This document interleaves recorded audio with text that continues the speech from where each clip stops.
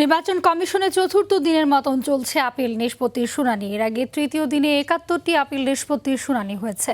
এর মধ্যে প্রার্থিতা ফিরে পেয়েছেন ৪১ জন এবং স্থগিত হয়েছে ৪ জনের আপিল এবং একজনের আপিল প্রত্যাহার করা হয়েছে।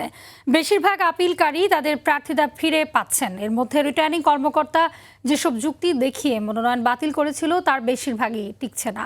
দ্বৈত নাগরিক, ঋণ খেলাপি, স্বতন্ত্র প্রার্থী হওয়ার একাংশ ভোটের স্বাক্ষর সম্মিলিত তথ্যাদি প্রমাণ করতে না পারায় তাদের আপিল নামঞ্জুর করেছে ইসি।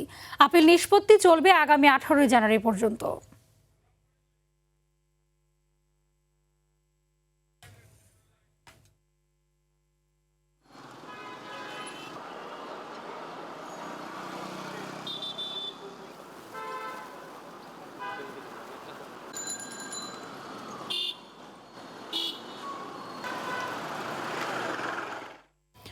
এ বিষয়ে আরো জানাতে রাজধানীর আগারগাঁও নির্বাচন ভবন থেকে যুক্ত হচ্ছেন সহকর্মী সাদিয়া কানেজি।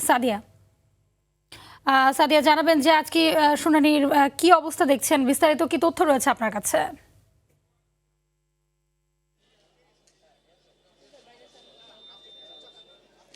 হাবিবা, নির্বাচন কমিশনের চতুর্থ দিনের মতো চলছে আপিল নিষ্পত্তির যে কার্যক্রম, সেটি শুনানি চলছে নির্বাচন কমিশনের বেজমেন্টে। সেখানে প্রথম ভাগে আসলে ৩৫ জনের আপিল যে শুনানি নিষ্পত্তির যে শুনানি সেটি চলছে এবং দ্বিতীয় ভাগে আরও ৩৫ জনকে নিয়ে তারা আসলে কাজ করবেন, সেটি আমরা জানতে পেরেছি। এবং আপনাকে একটু জানিয়ে রাখি, গতকালও কিন্তু ৭১টি আপিল শুনানি করেছেন কমিশন এবং ৪১ জন আসলে প্রার্থিতা ফিরে পেয়েছে। তার মানে আমরা এটি বুঝতে পারি যে আসলে যারা আপিল করেছিলেন তার মধ্যে বেশিরভাগই কিন্তু প্রার্থিতা ফিরে পাচ্ছেন।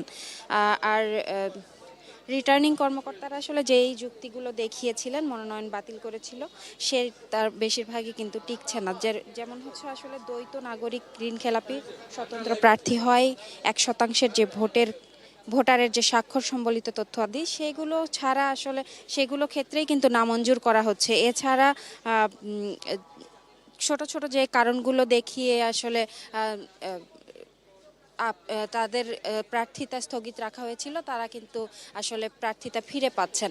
এবং আপনাকে একটু বিষয় জানিয়ে রাখি যে আসলে 18 জানুয়ারি পর্যন্ত এই কার্যক্রম চলবে এবং আজ আসলে ৭০টির মতো আপিল শুনানি নিষ্পত্তি করবেন কমিশন। এবং প্রার্থীরা আসলে বের হয়ে বলছেন, আমরা কিছুক্ষণ আগে একজন প্রার্থী পেয়েছি যিনি জানালেন যে আসলে তার নামে আসলে একজন প্রার্থী আপিল করেছিলেন, সেটি যুক্তিসঙ্গত ছিল না এবং সে তার প্রার্থিতা ছিলই, এখনও তার প্রার্থিতা বহাল রয়েছে। এবং যেহেতু সবাই প্রার্থীতা এখন ফিরে পাচ্ছেন, মোটামুটি সব প্রার্থী, তারা প্রত্যাশা করছেন তারা ভোটের মাঠে ভালো করবেন এবং জনগণের জন্য আসলে ভালোভাবে কাজ করবেন। জনগণের যে প্রত্যাশা জনপ্রতিনিধিদের প্রতি থাকে, সেই প্রত্যাশাগুলো আসলে পূরণে তারা কাজ করবেন। তো হাবিবা, নির্বাচন কমিশন থেকে এই ছিল আমার কাছে সর্বশেষ। জি, ধন্যবাদ আপনাকে।